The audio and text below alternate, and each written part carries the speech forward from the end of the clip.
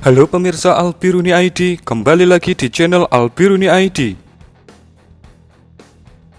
Angkatan Darat Ukraina merilis sebuah video yang menunjukkan kehebatan dari tank-tank Stalinium Rusia. Tapi, kehebatan itu akhirnya ada batasnya juga. Sebuah video menunjukkan tank T-72B Angkatan Darat Rusia terkena ataupun melintas di atas ranjau darat anti-tank yang dipasang oleh pasukan Ukraina. Bukan hanya menginjak satu ranjau saja, melainkan T-72 Rusia ini menginjak dua ranjau anti-tank yang dipasang berdekatan oleh pasukan Ukraina.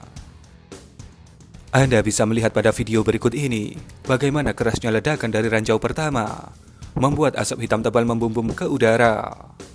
Kemudian, turret T-72 Rusia terlihat bergerak, yang menunjukkan bahwa tank itu masih sanggup bertahan.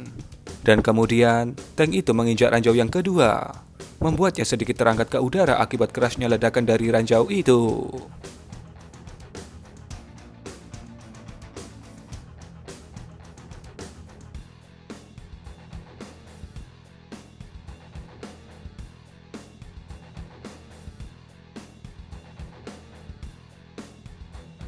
Di sini terlihat sedikit api memercik dari bagian depan tank itu.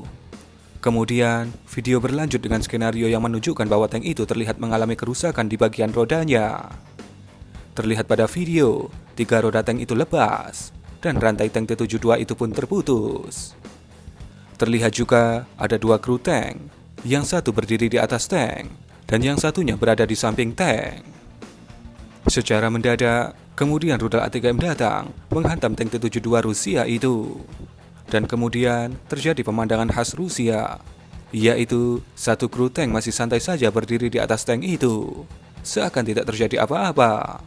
Padahal beberapa detik sebelumnya, rudal ATGM menyambar tank itu.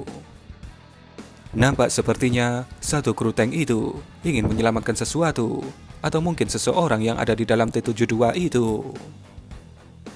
Kemudian dia turun dan terlihat seperti menelpon seseorang sambil berjongkok. Turret T-72 itu masih terus terlihat terbakar.